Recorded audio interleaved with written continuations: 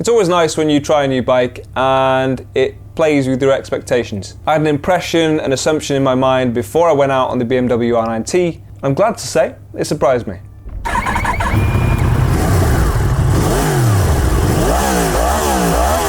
mean, it is a fat, purposeful looking bike. I always thought in photos it looked a little bit like it'd been skipping leg day. But actually in the flesh, I'm not so sure. It is big and bulky up front, nice and skinny in the middle. It's got this little tuck waist there, the big V going onto the tank. And then actually the seat comes back out again and it's got a massive fat tyre on the rear as well. So it looks purposeful, it looks meaty, and it sounds meaty too. Right, let's get going. Oh, the sun's come out, that was nice. Perfectly timed, almost like I orchestrated it.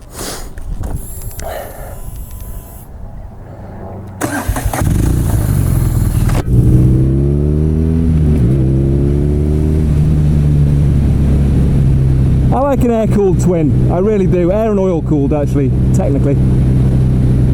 What surprises me about this one is I was probably expecting more torque than the bike delivers. I don't even know really if I could discern a kind of noticeable raise in power or a spike in power either. It's pretty smooth from about 2,500. 2,500 is really about as low as you want to take it before it starts telling you to change up a gear. I'm loving the weight down low. I do love a nice central to low weighted twin. It feels well balanced. I mean, the handling should feel quite good because actually I can see a little steering damper just poking out through there. Riding position, knees quite tucked, really quite bent.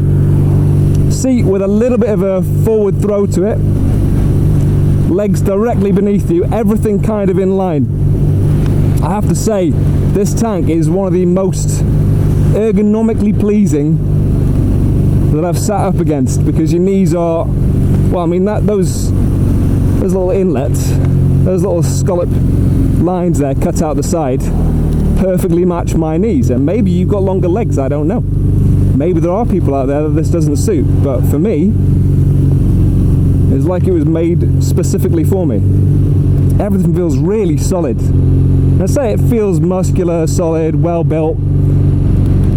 In every aspect though, it just does feel well screwed together. The only small shake is from those clocks at the front there. That's the only thing you can even see on this thing that's vibrating or shaking, despite the fact that the engine type, thank you, should give you some kind of feedback, some kind of vibration, but it's not really. The only thing I'd need longer to kind of get a hold of are those gear changes. At the moment, I'm not getting it.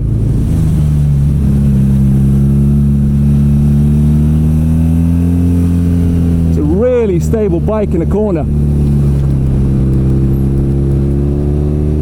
They have set that thing up nicely. There's no real shake to it, no drama to it. It feels nicely connected to the ground. The brakes feel nice as well. I felt a little cut out there from the traction control. That's always comforting.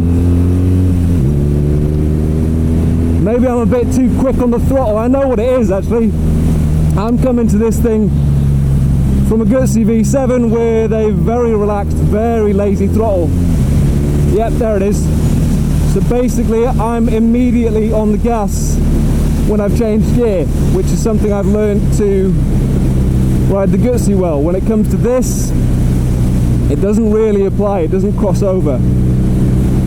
So I'm punting myself a little bit. There we go, it's not the bike's fault, it's entirely mine, which is kind of what I assumed. Equipment wise, we're fairly basic. We've got menu, we've got ABS, we've got traction control as standard. Indicators, hazards, heated grips. Heated grips are a nice touch. BMW seem to kind of enforce that on their bikes. I say that, I mean the nineT is the premium classic bike in their line. You can of course go for the Pure or the Scrambler or the Urban GS. They're all ever so slightly different. I think there's a Racer as well in there somewhere. There's a few to choose from. This, I think I'm right in saying, is the most expensive of them. It is the most premium. I like it. I would own it. would take some owning to really get the most out of it or to fully appreciate it. But from face value, it's a good set of wheels. So I finally managed to get out on a BMW R9T. And I went for the R9T, not any of the other heritage bikes in their range, because I wanted to see what the best of the best was like, and this is kind of their premium line. Obviously it's been out for a while, but my question is this: are you missing an awful lot if you go for the Pure? The answer may surprise you. It won't. You're not missing a lot. Let's start with a review of the bike that I rode, the BMW R9T. The engine is an 1170cc, or 1170cc, boxer twin. It has 110 brake horsepower at 7,550 revs, 116 Newton meters at 6,000. It surprised me in that it was actually probably more refined than I was expecting. With it being a large capacity twin, I was expecting a big old thump off the line, and it didn't do that. It pulls from about 2,500 revs. It doesn't necessarily feel like it gets much keener. It doesn't feel like it has an obvious spike in power. It's a strong, very linear engine. Apparently it'll do upwards of 200 kilometers an hour or 124 miles. Didn't test it, wouldn't test it, never will. Anything over 100, you're gonna have to go chin to chest. There's no need. And it's illegal. Don't do it. Right. 3,000 revs, 40 to 60.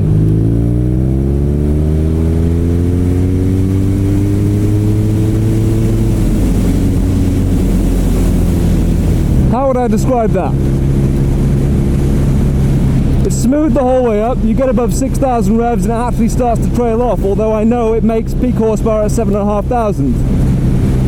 Then when you change gears, it's not necessarily a smooth transition. You can feel it jump into the next gear. I'm sure when you actually own it for a little while, you'd get used to that. But it certainly feels different to other things that I've ridden.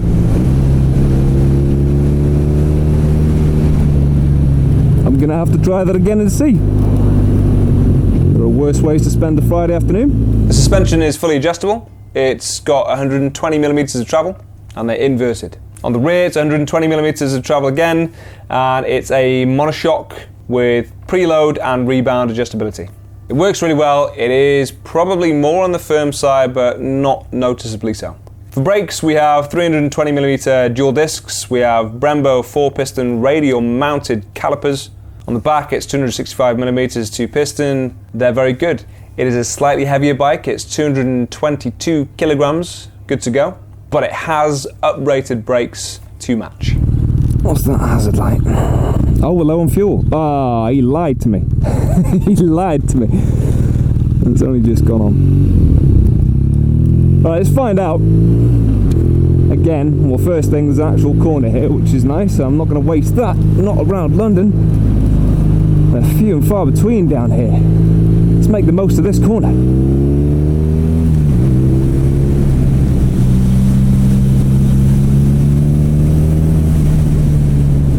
It's a really nice stable bike. I mentioned weight, but the weight is featured really low in the frame, mainly because of the engine, but that adds to the stability of the bike.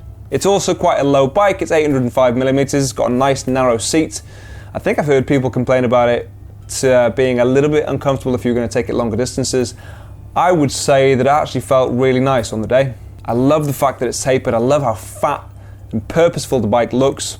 Your knees are in contact with the tank. You feel really connected to it. And as I say, it is reasonably low, so again, that helps add to this connection. The way I'd probably describe it in terms of its feel, with its clutch, with the height, with your riding position on the bike, is that I didn't really notice anything, and by that I mean nothing stood out, which is a good thing.